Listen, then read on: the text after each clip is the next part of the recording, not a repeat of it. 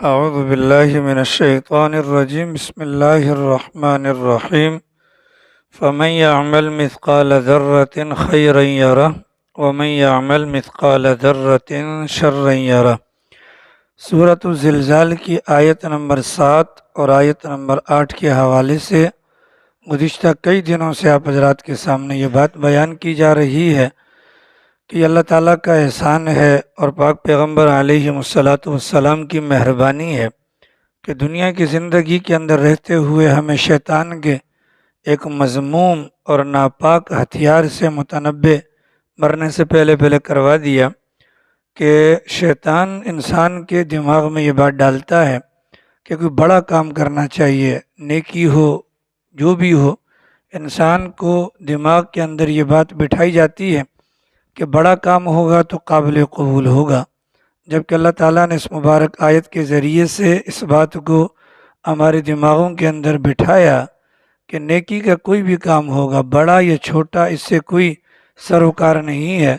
جو بھی نیکی ہوگی، اگر وہ نیکی ہوگی تو اللہ تعالیٰ کے پاس موجود ہوگی، اور ساتھ میں یہ بھی بتلا دیا گیا کہ کوئی بھی گناہ ہوگا تو وہ گناہ ہوگا، وہ چھوٹا یا بڑا اللہ کے کاغذوں میں نہیں ہوگا۔ جو نیکی ہوگی اس کا فائدہ ہوگا اور جو گناہ ہوگا اس کا نقصان ہوگا۔ چنانچہ رسول اکرم صلی اللہ تعالیٰ علیہ وسلم کی تعلیمات کے اندر ہمیں یہ بات ملتی ہے کہ کسی بھی نیکی کو حقیر مت جانو۔ عام فہم الفاظ میں اس کو یوں کہہ سکتے ہیں کہ کسی بھی نیکی کو معمولی سمجھ کر مت چھوڑو اور کسی بھی گناہ کو معمولی سمجھ کر مت کرو، اس لیے کہ نیکی بہرحال فائدہ پہنچاتی ہے اور گناہ بہرحال انسان کو نقصان پہنچاتا ہے۔ اللہ تعالیٰ کیا تاخیر ہو سکتی ہے؟ تاخیر سے مراد یہ ہے انسان کو نیکی کرتا ہے اور وہ یہ چاہتا ہے کہ میں کھلی آنکھوں کے ساتھ اپنی نیکی کا فائدہ دیکھوں۔ اللہ تعالیٰ کی طرف سے یہ قانون نہیں ہے کہ جو انسان نیکی کرے تو فوری طور پر اس کا اثر بھی انسان کے سامنے ظاہر ہو جائے، بلکہ اللہ تعالیٰ نیکی کو محفوظ فرما لیتے ہیں۔ اس محفوظ کرنے کی برکت سے اللہ تعالیٰ آئی ہوئی مشکل کو ٹال دیتے ہیں۔ اس محفوظ کرنے کی برکت سے اللہ تعالیٰ اس کے درجات کو بلند کر دیتے ہیں۔ اس کی برکت سے اللہ تعالیٰ اس کے کیے ہوئے کسی گناہ کو معاف کر دیتے ہیں، یا سب سے بڑی برکت اس کی یہ ہے اللہ تعالیٰ اس کو قبول فرما لیتے ہیں اور اس ایک نیکی کی بنیاد پر اگلی نیکی کی اللہ تعالیٰ توفیق عطا فرما دیتے ہیں۔ مثال کے طور پر ابھی عشاء کی نماز ہم نے پڑھی ہے، اب اللہ جانے نماز قبول ہوئی یا نہ ہوئی، ہم تو اللہ تعالیٰ سے اچھا گمان رکھیں گے کہ اللہ کی ذات ہماری نمازوں کو، کی جانے والی جملہ عبادات کو قبول کرے، لیکن اس کا جو دنیاوی اعتبار سے پتہ ہے وہ ہمیں فجر کے اندر چلے گا۔ اگر ہم فجر کی نماز کے اندر اٹھ جاتے ہیں، فجر کی نماز پڑھنے کو ہمارا دل کرتا ہے، فجر کے لیے آنے پر ہمیں خوشی ہوتی ہے، یہ اس بات کی علامت ہے کہ اللہ کے فضل سے ہماری عشاء کی پڑھی جانے والی نماز کو اللہ کی ذات نے قبول کر لیا، ٹھیک ہے۔ اور اللہ نہ کرے اگر ہم فجر کے اندر نہیں اٹھتے ہیں، بھلے کوئی بھی وجہ ہو، بھلے کوئی بھی وجہ ہو، اس لیے کہ تمام وجوہات کو یا تمام کے تمام عذروں کو اللہ کے نبی نے ختم کر دیا کہ جب دو بندوں کے سہارے پر ٹیک لگا کر پیغمبر مسجد کے اندر آ گئے تو گویا کہ آخری حد ہے بیماری کی کہ جس میں انسان اپنے پاؤں پر چل کر نہیں آ سکتا، تو اللہ کے نبی وہاں پر چل کر آئے، تو گویا کہ میرے اور آپ کے عذر، آج موبائل کے اندر الارم نہیں بج سکا، رات کو آنکھ نہیں لگی اور آخری پہر کے اندر آنکھ لگ گئی، یہ جتنے بھی عذر ہیں یہ عذر قابل قبول نہیں ہے۔ اسی بنیاد پر رسول اکرم صلی اللہ تعالیٰ علیہ وسلم نے ان گھروں کو جلانے کی تمنا کا اظہار کیا کہ جن کے اندر بغیر کسی شرعی عذر کے لوگ گھروں میں نماز پڑھتے ہیں، اللہ یہ کہ عورتوں کی وجہ سے اور اپنا نابالغ بچوں کی وجہ سے پیغمبر نے اپنی تمنا کو پورا نہیں کیا۔ اتنی بات واضح ہو گئی۔ تو گویا کہ نیکی انسان کرے گا تو نیکی اس کو فائدہ پہنچائے گی، اور انسان گناہ کرے گا تو گناہ اس کو نقصان پہنچائے گا، وقتی طور پہ نہ بھی نظر آئے، لیکن جو چیز اللہ میاں کے پاس محفوظ ہے تو وہ محفوظ ہے، تو جو چیز محفوظ ہے اس پر اللہ کی ذات کبھی بھی ایکشن لے سکتی ہے، اللہ کی ذات کبھی بھی ایکشن لے سکتی ہے اور رد عمل دے سکتی ہے۔ ہم یہ نہ سوچیں کہ جی میں نے کر لیا، کسی کو پتہ نہیں چلا۔ گزشتہ کل آپ کے سامنے یہ بات بھی بیان ہوئی کہ اللہ تعالیٰ نے اس امت کے ساتھ خیر کا معاملہ کیا اور نیت والا ایک قدرتی طور پر انعام اس امت کو دے دیا۔ اس نیت کی بنیاد پر جو ہماری عادت، جو ہماری روٹین ہے، اس کے اندر کیے جانے والے کاموں کو بھی اللہ کی ذات عبادت کے اندر شامل کر لیتی ہے۔ لہٰذا صرف تھوڑا سا زاویہ نگاہ کو بدلنے کی ضرورت ہے، تھوڑی سی انسان سوچ کو بدل لے، اور یہ کوئی آسان کام نہیں ہے۔ ہمارے بڑوں نے فکر سوچ کو بدلنے پر اپنی زندگی کے 20 قیمتی سال لگائے، تاکہ ہماری سوچ، ہماری فکر صحیح ہو جائے اور ہمارے کام کیا بن جائے؟ عبادت بن جائے۔ لہٰذا اس پر اگر محنت کی جائے تو اللہ کی ذات سے امید ہے کہ جو کام ہم اپنے معمول کے مطابق کرتے ہیں ان پر بھی ہمیں اجر و ثواب مل جائے گا۔ مثال کے طور پر آپ دیکھیں کہ شریعت مطہرہ کے اندر جو ہمیں سرکار کی تعلیمات میں ایک بات ملتی ہے کہ پہلی صف کے اندر جو نماز پڑھی جاتی ہے اس کا ثواب اتنا زیادہ ہے، پیغمبر نے بیان نہیں کیا، جب پیغمبر نے کہہ دیا اتنا زیادہ ہے تو مطلب یہ ہے اس ثواب کی حد و شمار کوئی نہیں، ورنہ اللہ کے نبی بیان کر دیتے نا، جیسا کہ اللہ کے نبی نے فرمایا کہ جو بندہ فجر کی نماز کے بعد 10 مرتبہ چوتھا کلمہ پڑھ لے، لا الہ الا اللہ وحدہ لا شریک لہ لہ الملک ولہ الحمد، ساتھ ساتھ پڑھ لو، ثواب مل جائے گا آپ لوگوں کو بھی، اگر آتا ہے، نہیں آتا تو مجبوری ہے۔ لا الہ الا اللہ وحدہ لا شریک لہ لہ الملک ولہ الحمد یحیی و یمیت وہو حی لا یموت ابدا ابدا ذو الجلال والاکرام بیدہ الخیر وہو علی کل شیء قدیر۔ تو 10 مرتبہ جو بندہ یہ کلمہ پڑھ لیتا ہے اس کو 10 غلام آزاد کرنے جتنا ثواب ملتا ہے، ٹھیک ہے۔ اب وہ ایک غلام آزاد کرنے کا ثواب کتنا ہے وہ دوسری روایت کے اندر پیغمبر نے بیان فرمایا کہ جو بندہ دنیاوی اعتبار سے کسی بھی غلام کو آزاد کرے گا، پورے غلام کو آزاد کرتا ہے یا اس کے جسم کے کسی حصے کو آزاد کرتا ہے، اس کے 360 جوڑ آزاد ہوں گے، آزاد کرنے والے کے 360 جوڑ جہنم کی آگ سے آزاد ہوں گے۔ چنانچہ پیغمبر کے زمانے میں کسی نے خودکشی کر لی، اس کے بھائی نے آ کر پیغمبر سے کہا سرکار اس کی تلافی، فرمایا اس کے بدلے میں غلام آزاد کر دیا جائے، تاکہ یہاں سے غلام آزاد ہوگا، اس کے فدیے میں وہ وہاں سے جہنم سے آزاد ہو جائے گا۔ تو یہ پیغمبر نے بتلا دیا کہ ثواب کتنا، تو ایک غلام آزاد کرنے پر پورا کا پورا انسان جہنم سے آزاد ہو گیا، باقی رہ گئے 9 غلام، تو 9 غلاموں کی آزادی پر اس کو ثواب کیا ملے گا؟ 9 غلاموں کی آزادی پر اس کے درجات کو اللہ تعالیٰ جنت کے اندر بلند فرمائیں گے۔ تو یہ ثواب بتلایا گیا، لیکن پہلی صف کا ثواب اللہ کے نبی نے نہیں بتلایا بلکہ مطلقاً کہہ دیا۔ سمجھدار کے لیے اشارہ کافی کہ اگر اس کے ثواب کا پتہ چل جائے، اتنا زیادہ ثواب ہے کہ لوگ پہلی صف میں نماز پڑھنے کے لیے قرآن اندازی کرنا پڑے تو قرآن اندازی کے ذریعے سے پہلی صف کے اندر آنے کے لیے تیار ہو جائیں، اتنا بڑا ثواب ہے۔ چنانچہ سرکار کا فرمان ہے کہ پہلی صف والوں پر اللہ کی رحمتیں نازل ہوتی ہیں، اللہ کی رحمتیں نازل ہوتی ہیں۔ کتنے بڑے ثواب کی بات ہے کہ نہیں ہے؟ انکار والی بات تو نہیں ہے۔ ہم لیاری والے تو خوش قسمت ہیں کہ یہاں پر مساجد بے تحاشا اور پہلی صف عام طور پہ خالی ہوتی ہے، ٹھیک ہے۔ ہم اس ثواب کی غرض سے، اس نیت سے ہم آگے آ گئے، اس نیت سے اگر ہم آگے آ گئے تو کتنا ثواب ملا، اس ثواب کو پیغمبر نے بیان نہیں کیا، اللہ کی مرضی پہ چھوڑا نا، جیسا کہ روزے کے متعلق ثواب کو بیان نہیں کیا، تو جس چیز کو بیان نہ کیا جائے اس چیز کے اندر ثواب کے پیچھے بھاگنا یہ ہمارے لیے بہت بہتر ہو جائے گا۔ اتنا بڑا ثواب ہونے کے باوجود ایک طرف پیغمبر کے اس فرمان کو رکھ لیں اور دوسری طرف پیغمبر کا وہ فرمان کہ کسی مسلمان کو تکلیف سے بچانا یہ بھی فرض ہے۔ ایک طرف ہے ثواب، بندہ پیچھے کھڑا ہے اور وہ یہ سمجھتا ہے اگر میں آگے جاؤں گا تو مجھے کسی کی گردن پھلانگنی پڑے گی، اگر میں آگے جاؤں گا موجودہ صف کے اندر جو افراد موجود ہیں ان کے درمیان میں گھسنے کی وجہ سے ان کو تکلیف ہو جائے گی، یا میں اگر آگے صف میں جاؤں گا تو میرے جانے سے آگے والوں کو کسی بھی وجہ سے کوئی بھی تکلیف ہوگی۔ اس نیت کی بنیاد پر اتنے بڑے ثواب کو اگر وہ بندہ چھوڑ دیتا ہے تو پہلی صف کے ملنے پر، پہلی صف میں نماز پڑھنے پر جتنا ثواب اس کو مل رہا تھا اس کے دل کی تمنا تھی کہ میں نماز پڑھنے کے لیے جاؤں، وہ جا بھی سکتا تھا، لیکن غرض کیا ہے؟ دوسرے کو تکلیف سے بچانا۔ صرف اس بنیاد پر کہ میری وجہ سے دوسرے کو تکلیف نہ پہنچ جائے، وہ قدم اٹھانے سے باز رہا۔ پیغمبر نے فرمایا اس کو دگنا اجر ملے گا۔ کتنا اجر ملے گا؟ دگنا۔ پہلے والے اجر کے متعلق متعین نہیں کیا گیا کہ وہ کتنا ہے، اور لیکن تکلیف سے بچانے کی وجہ سے اسی اجر کو ڈبل کر لیا جائے۔ تو یہ کس بنیاد پر ہوا؟ اس نیت کی بنیاد پر ہوا۔ انسان نے نیت کر لی تکلیف سے بچانے کی، تو نیت کی بنیاد پر انسان کے ساتھ یہ معاملہ ہوتا ہے۔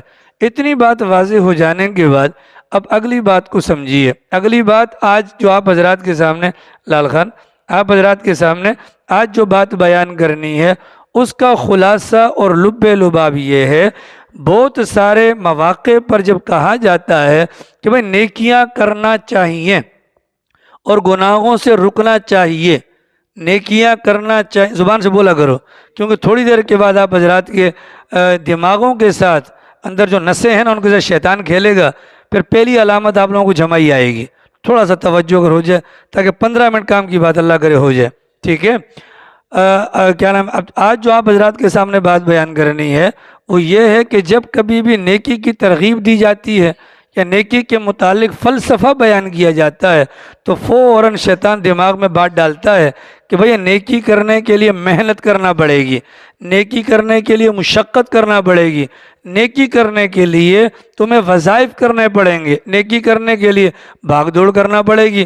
اور جب کہا جاتا ہے کہ نیکی اپنا برائیوں سے بچا جائے تو بھی شیطان دماغ میں یہ بات ڈالتے، یہ کام ہم سے نہیں ہو سکتا، یہ تو بہت بڑا کام ہے، ہم کیسے کریں گے، بہت مشکل ہے جی، اگر ہم یہ کام کر لیتے ہیں خاندان سے کٹ جائیں گے، برادری سے کٹ جائیں گے، یہ ہو جائے گا، وہ ہو جائے گا۔ شیطان ایک ہیولہ بنا کر سامنے کھڑا کر دیتا ہے۔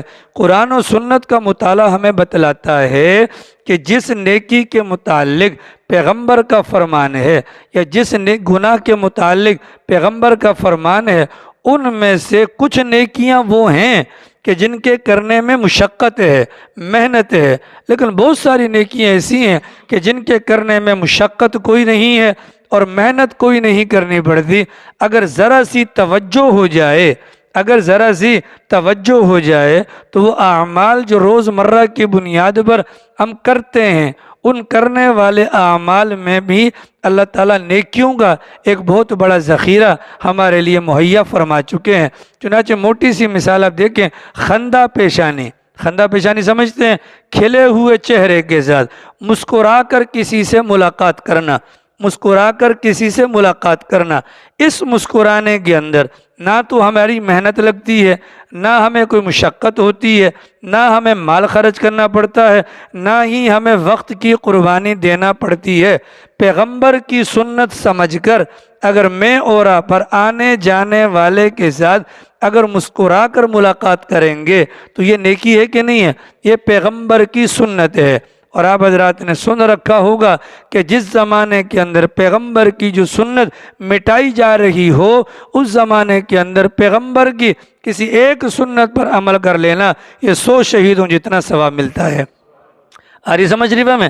اب یہ جو خندہ پیشانی سے ملاقات ہے، اس خندہ پیشانی سے ملاقات کرنے میں ایک نیکی ملے گی کہ نہیں ملے گی؟ کیونکہ پیغمبر کی سنت ہے تو خیر کا کام ہے، اس کی بنیاد پر ایک نیکی، پھر پیغمبر کی سنت پر عمل کرنے کی وجہ سے یہ دوسری نیکی، اس پر ملنے والے اجر و ثواب، جبکہ یہ سنت فوت ہو چکی ہے تو 100 شہیدوں کا ثواب۔ اس میں ہمارے لیے کوئی محنت لگتی ہے؟ نہیں لگتی۔ حضرت جریر بن عبداللہ رضی اللہ تعالی عنہ مشہور اور معروف صحابی رسول ہیں، جن کو اس امت کا یوسف کہا جاتا ہے، یوسف ثانی کے نام سے ان کو جانا جاتا ہے۔ آج بھی ان کی نسل جتنی عرب کے اندر موجود ہے بہت خوبصورت چہرے کے مالک ہیں۔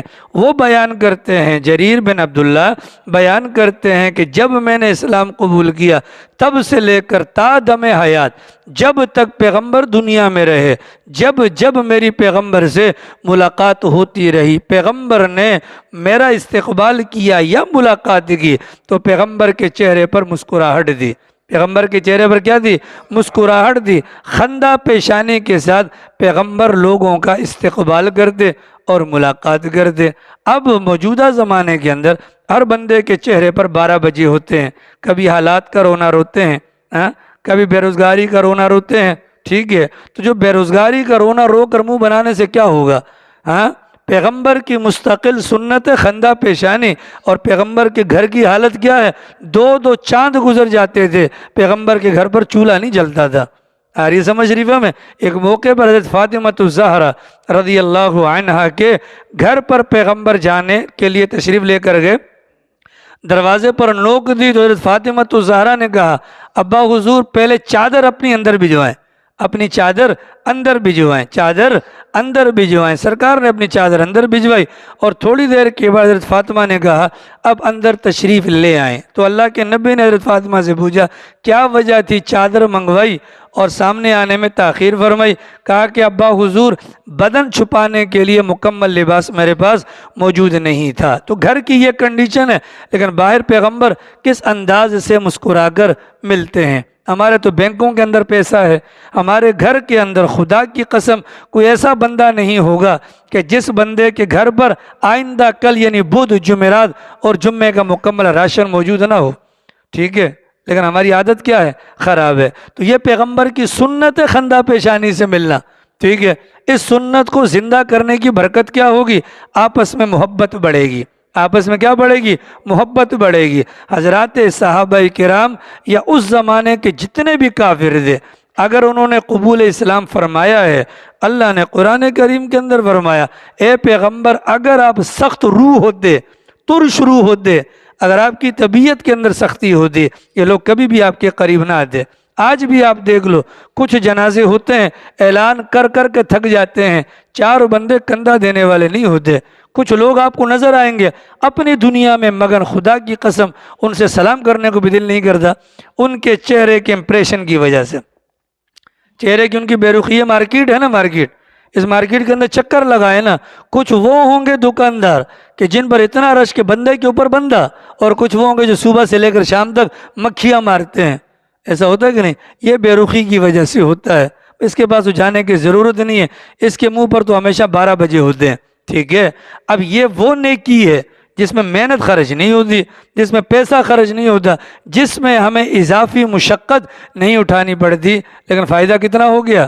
بولو فائدہ۔ لوگوں کے دل میں محبت پیدا ہو گئی، نامہ اعمال کے اندر نیکی آ گئی، پیغمبر کی سنت کا اتباع کرنے کا الگ ثواب مل گیا۔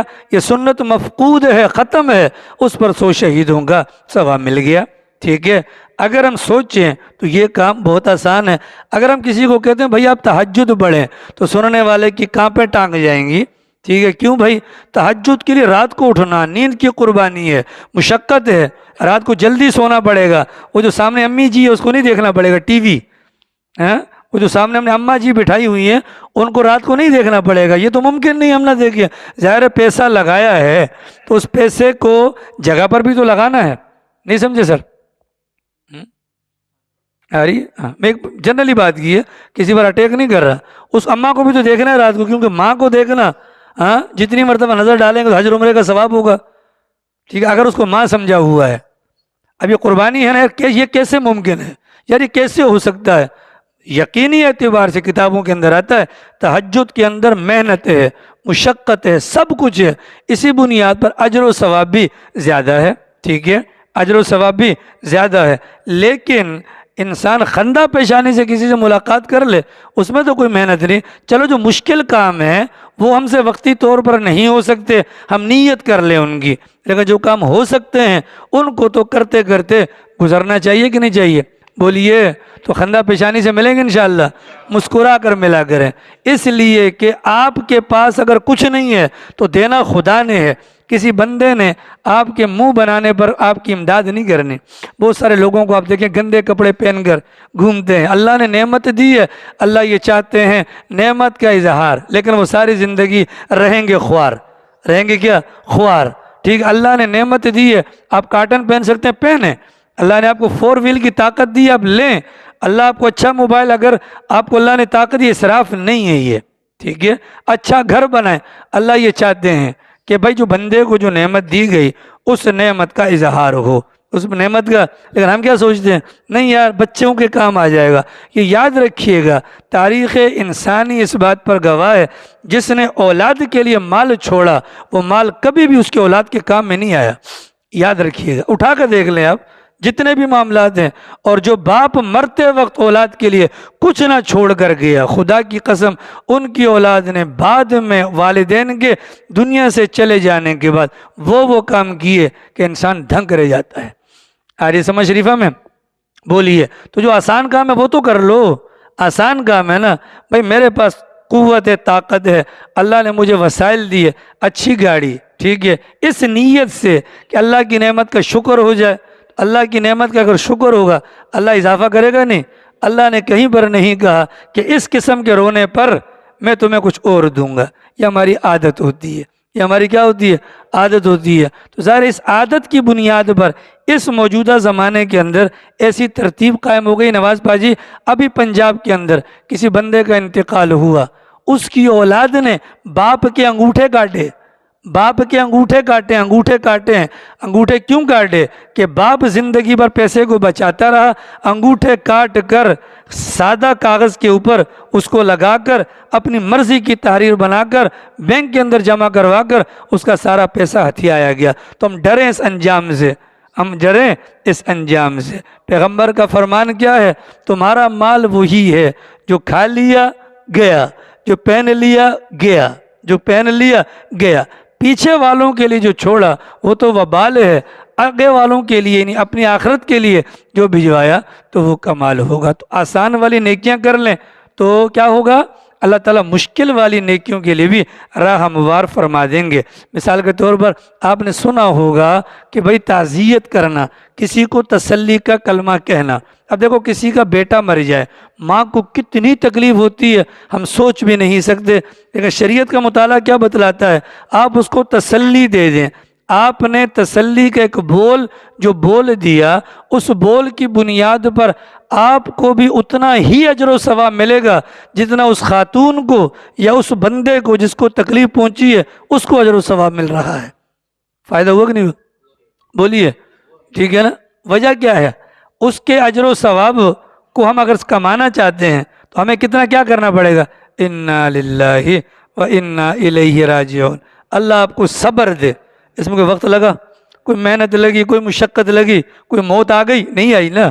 انا للہ کہنے سے جتنی تکلیف اس کو ہو رہی ہے, اس کو کتنی تکلیف ہو رہی ہے ہم اس کا تصور نہیں کر سکتے. ہم اس کا تصور, کتنے لوگ ہیں جن کی اولاد مرتی ہے تو وہ بیمار ہو جاتے ہیں, مجنون ہو جاتے ہیں, دماغ کی نسیں سوچ کر پھٹ جاتی ہیں, اتنی تکلیف ہوتی ہے نا. اور ہمارا ایک کلمہ ان کو پہنچنے والی تکلیف پر ملنے والے اجر کا باعث بن سکتا ہے. لیکن ہم اس کو کیا کر دیتے ہیں, وہ اس اجر کو ہم ضائع کر دیتے ہیں. اجر کو کیا کر دیتے ہیں؟ ضائع کر دیتے ہیں. کیسے؟ ہم جاتے ہیں رواج کے طور پر, اگر میں نہ گیا تو وہ کیا کہے گا, اگر آج میں نہ گیا تو کل وہ نہیں آئے گا. نتیجہ کیا ہو جائے گا؟ بہت بڑا اجر و ثواب ہے جو پنڈورا باکس تھا وہ خراب ہو جائے گا. ایسا ہوگا کہ نہیں ہوگا بھیا؟ تو موقع ہے اجر و ثواب کا, لیکن ہم اس کو کیا کر دیتے ہیں؟ ضائع کر دیتے ہیں. موجودہ زمانے کے اندر ماشاءاللہ موٹر سائیکلیں اور گاڑیاں وغیرہ بھی ہمارے پاس موجود ہیں کہ نہیں ہیں؟ اب یہ گاڑیاں مسجد کے اندر بھی آتی ہیں, یہ گاڑیاں کہیں اسپتال کے باہر بھی کھڑی ہوتی ہیں. اب ان گاڑیوں کے اندر ہمیں اللہ نے ایک نعمت دی, سہولت دی, ہم عافیت کے ساتھ پہنچ جاتے ہیں. لیکن جب گاڑی پارک کرنے کا معاملہ آتا ہے وہاں پر بھی ہم اجر و ثواب کو ضائع کر دیتے ہیں. اجر و ثواب کو کیسے ضائع کرتے ہیں؟ بیچ چوراہے پر گاڑی کو کھڑا کر دیا تو کسی مسلمان کو تکلیف ہوئی کہ نہیں ہوئی؟ ہوئی یا نہ ہوئی الگ بات ہے, ہو تو سکتی ہے.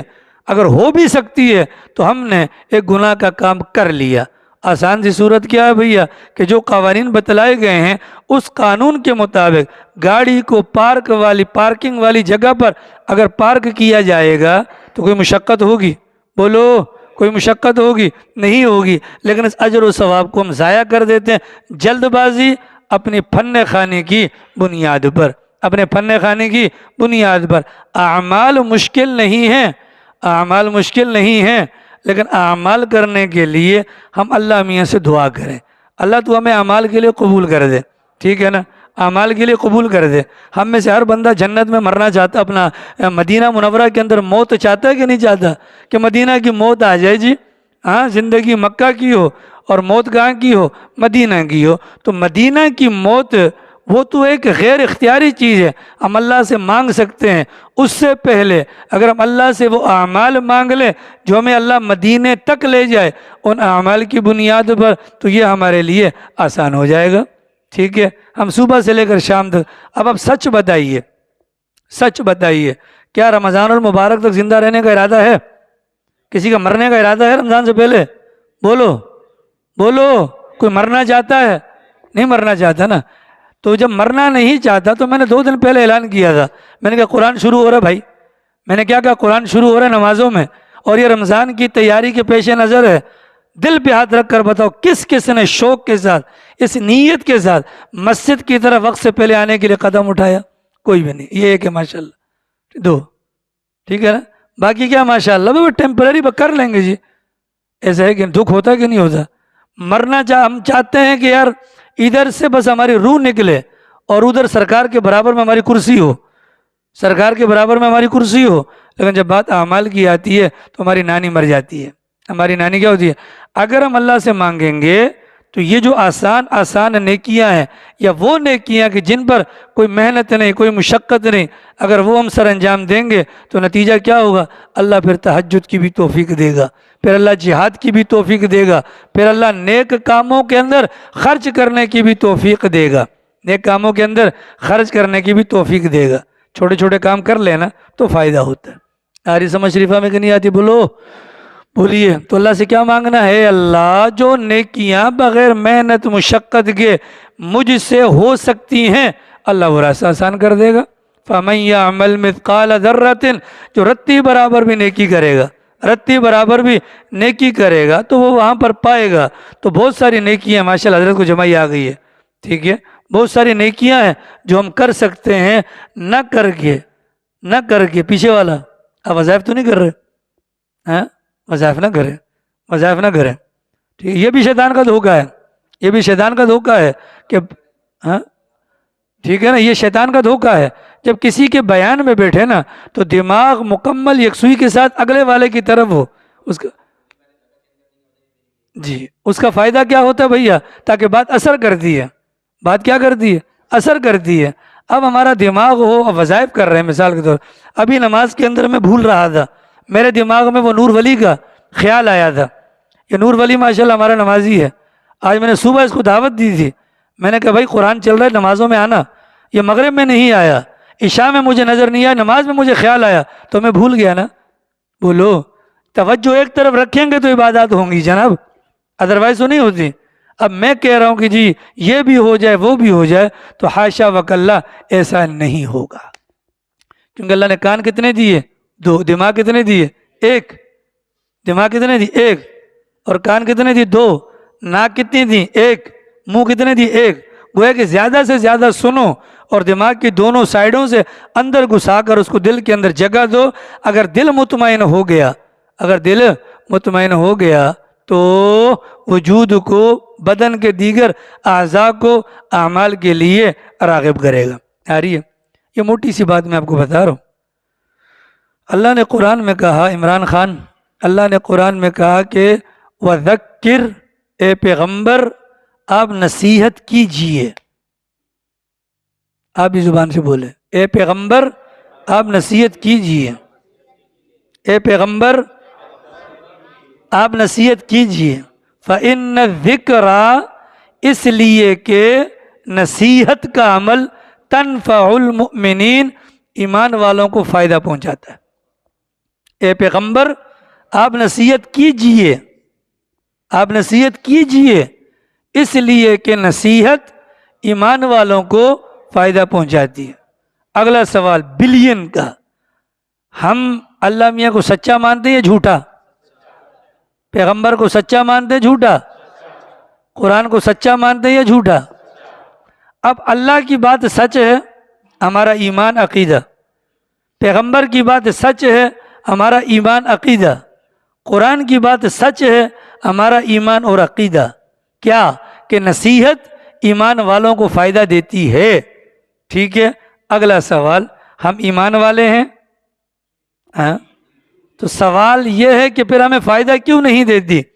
ٹی وی کے متعلق باتیں سن کر ٹی وی ہمارے گھر سے کیوں نہیں نکلا؟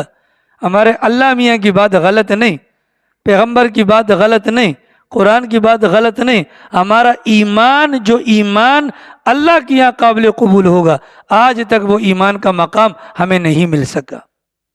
ٹھیک ہے، یہ جو مجلسیں ہوتی ہیں تبلیغی حضرات جو جماعتوں کے اندر نکالنے کے لیے شب جمعہ میں بلاتے ہیں، ان مجالس کا مقصد کیا ہے؟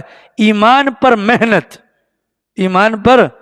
سورۃ الحجرات کے اندر گزرا تھا نا، اللہ نے صحابہ کرام کے دلوں کا امتحان لیا۔ دل میں کیا ہوتا ہے؟ ایمان ہوتا ہے۔ ٹھیک ہے، اولئک الذین امتحن اللہ قلوبہم للتقوی، لیا جب تقوی کا امتحان، ان کے اپنا ایمان کا امتحان لیا تو نتیجہ کیا ہوا؟ صحابہ کے دلوں کو اللہ نے ایمان سے بھرپور پایا۔ تو قیامت تک آنے والے انسانوں کے لیے حضرات صحابہ کرام کو آئیڈیل بنایا کہ فَإِنْ آمَنُوا بِمِثْلِ مَا آمَنْتُمْ بِهِ فَقَدِ اهْتَدَوْا، اے وہ لوگو جو ایمان لا رہے ہو، اگر ایمان لاؤ گے صحابہ کرام کی طرح تو تم راہ راست پر جاؤ گے۔ گویا کہ نصیحت جس ایمان کے لیے فائدہ مند ہے وہ ایمان صحابہ والا ایمان ہوگا تو فائدہ ہوگا۔ آ رہی ہے؟ ٹھیک ہے نا؟ بعض مساجد کے دروازوں پر لکھا ہوتا ہے خالق سے رابطہ شروع، مخلوق سے رابطہ ختم۔ ہم مسجد کے اندر بھی آتے ہیں، ہم اندر باہر ہوتے ہیں، تو یاد رکھیے گا چھٹے سپارے کے اندر یہ منافقین کی صفت بتلائی گئی، مذبذبین بین ذالک، ایک ٹانگ ادھر ہے ایک ٹانگ ادھر ہے، لا الہ ہؤلاء ولا الہ ہؤلاء۔ ہم مسجد کے اندر آتے ہیں، ٹھیک ہے، دنیا والے ہمیں کیا سمجھتے ہیں؟ ماشاءاللہ بزرگ حضرات مسجد میں گئے ہیں جی، آپ کو پھر جمعی آ رہی ہے، عجیب و غریب، ٹھیک ہے، نہ ادھر کے نہ ادھر کے۔ دنیا والے ہمیں کہتے ہیں کہ یہ دیندار ہیں، اللہ میاں کہتے ہیں یہ دنیا دار ہیں۔ اللہ میاں کیا کہتے ہیں؟ یہ دنیا دار ہیں۔ نہ ہم دیندار بن سکے کامل، نہ ہم دنیا دار بن سکے کامل، تو نقصان ہوا کہ نہیں ہوا؟ بولو، پیغمبر کا فرمان کیا ہے؟ نصیحت فائدہ دیتی ہے ایمان والوں کو، اور ایمان کامل کب ہوگا؟ جب ایمان کے اوپر محنت کی جائے گی۔ ٹھیک ہے، ایمان کے اوپر محنت کی شق یہ ہے کہ اپنے آپ کو محتاج سمجھ کر انسان اگر مجالس کے اندر بیٹھے گا تو کوئی وجہ نہیں ہے، کوئی وجہ نہیں ہے کہ اللہ کا دین ہمارے لیے فائدہ مند نہ ہو۔ ٹھیک ہے جی، بولو، عمل وہ جس میں محنت نہ ہو، مشقت نہ ہو، پر ثواب بہت زیادہ ہو۔ مثال کے طور پر ناخن کاٹتے ہیں کہ نہیں کاٹتے؟ بھلو، یہ انسانی جسم کا حصہ ہے، بال کاٹتے ہیں کہ نہیں کاٹتے؟ یہ بھی انسانی جسم کا حصہ ہے۔ اب ایک صورت کیا ہے کہ اس کو آدمی کاٹنے کے بعد پھینک دے گٹر کی نالی کے اندر، کافر نہیں ہو جائے گا؟ کافر نہیں ہو جائے گا۔ لیکن افضل چیز کیا ہے؟ قرآن کریم کے اندر اللہ نے بنی آدم کو مکرم بنانے کا پیغام دیا۔ ابن آدم جتنے بھی ہیں وہ قابل احترام ہیں۔ تو ناخن انسان کا ہے نا، یہ قابل احترام ہے کہ نہیں؟ بولو، بال انسان کے ہے نا، انسانی بدن کا حصہ ہے۔ یہی وجہ ہے یہ بال جو انسان کا ہے، اس بال سے کوئی دوسرا بندہ فائدہ نہیں اٹھا سکتا۔ ہم نے صرف اس بنیاد پر کہ یہ انسان کے جسم کا حصہ ہے، ناخن کو اٹھا کر سنبھال لیا، پاک جگہ پر دفنا دیا، دیوار کے اندر چنوا دیا۔ عمل مختصر ہے لیکن اکرام مسلم کی بنیاد پر، یہ اکرام انسانیت یا احترام انسانیت کی بنیاد پر اس عمل پر ہمیں بہت بڑا اجر مل جائے گا اور کوئی محنت کرنے کی ضرورت نہیں۔ ٹھیک ہے، بولیے، آری سمجھ رہی میں؟ دانت روزانہ صاف کرتے ہیں کہ نہیں کرتے ہیں؟ ٹھیک ہے، تھوڑا سا نیت کر لیں۔ کیا ہمارے پیغمبر دانت صاف کرتے تھے؟ شہادت کی انگلی یوں مارا کرتے تھے، انگوٹھا یوں مارا کرتے تھے، غرغرہ کیا کرتے تھے، ناک میں پانی ڈالتے تھے۔ یہ وہ اعمال ہیں جو روز مرہ ہم کرتے ہیں، لیکن ایک تو نیت کر لیا جائے، نیت کر لی جائے اور ساتھ میں اس عمل کے اندر مبالغہ کیا جائے۔ کیا کیا جائے؟ مبالغہ کر لیا جائے۔ پانی ویسے بھی مسجد کا خرچ ہوگا، آپ کا تو نہیں ہوگا نا؟ بولو، مسجد کا پانی خرچ ہوگا، لیٹرین مسجد کی استعمال ہوگی، آپ کو تو کچھ نہیں جائے گا، لیکن کم از کم اس عمل کی بنیاد پر بغیر محنت بغیر مشقت کے ہمیں بڑا اجر و ثواب مل جائے گا۔ آ رہی سمجھ میں؟ کچھ سمجھ میں آیا؟ کیا بات ہوئی تھی آج؟ ابھی کیا بات ہوئی؟ نہیں ٹوٹل بات نہیں، آج موضوع کیا تھا؟ نہیں آج موضوع کیا تھا؟ نہیں آج موضوع کیا تھا؟ وہ اعمال، وہ نیکیاں کہ جن کے اندر ہمیں محنت، مشقت، مال، وقت، کسی چیز کی قربانی نہیں دینا پڑتی، معمولی سے عمل پر اجر و ثواب ہمیں مل سکتا ہے۔ اللہ تعالیٰ توفیق عمل نصیب فرمائے۔